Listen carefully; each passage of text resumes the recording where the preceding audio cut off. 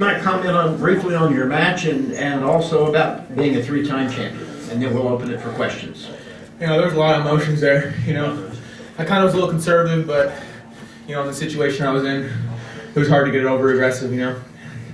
But I was very pleased. I got 82 matches in a row with the third national title in the most historic arena in the world. So it's a pretty amazing feeling. Okay, questions up front. Alex, Zeb Miller, Flow Wrestling News, Ohio Cast. John Smith said yesterday, I don't even think he realized he did it, he was calling you a three-time national champ in the press conference, and then he said he's going to be one of our 5 greatest wrestlers of all time.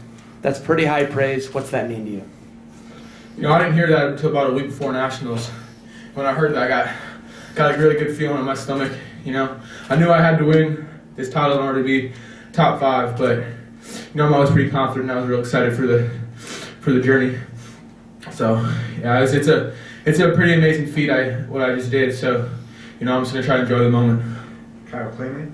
Kyle Klingman, Win Magazine. I watched the Daniel Lewis match that at Gallagher Arena where you won 4-3, got ridden out 2 periods. Was there a sense of complacency at all this season that it's just going through the motions? Was there a hard time getting motivated at times? I wouldn't say motivated. It was more just staying focused. Staying focused for the whole season is pretty hard. Obviously you're gonna have those kind of matches. And unfortunately I did. Kind of froze up in the second and third period.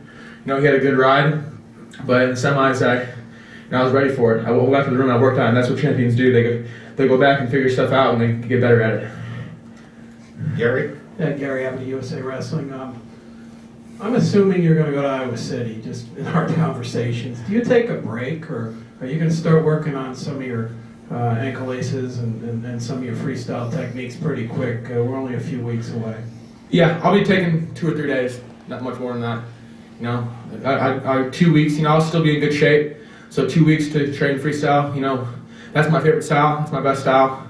It's all on your feet pretty much, and that's what I'm good at. That's my best thing. So, obviously you gotta watch out for those rolls and stuff, but that's just keeping your hips in and don't get your head down, get your hips away.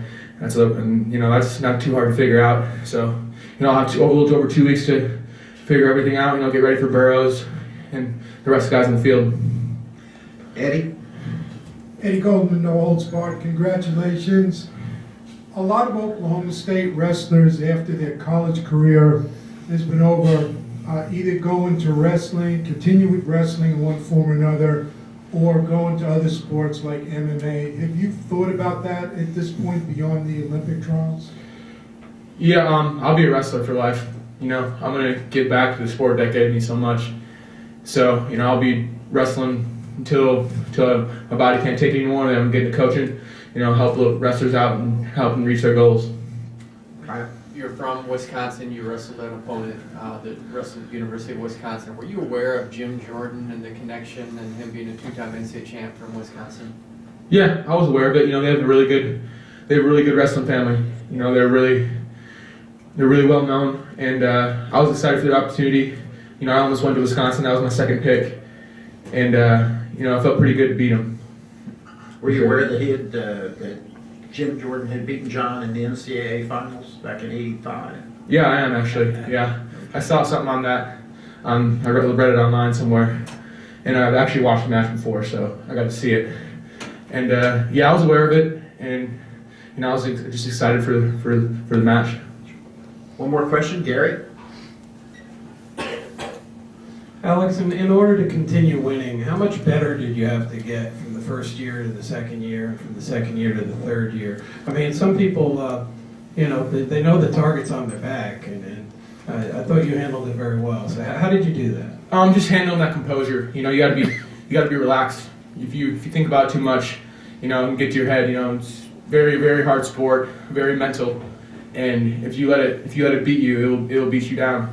But I've always gotten progressively better, and that's a nice thing about I think I've really developed a lot of mental toughness over the years. Just being around Coach Smith, he's all about being tough, and I think I got a lot of that from him. Okay, we'll wrap it up. Congratulations again to Alex Dieringer, a 3-time champion. You're champion this year, 165.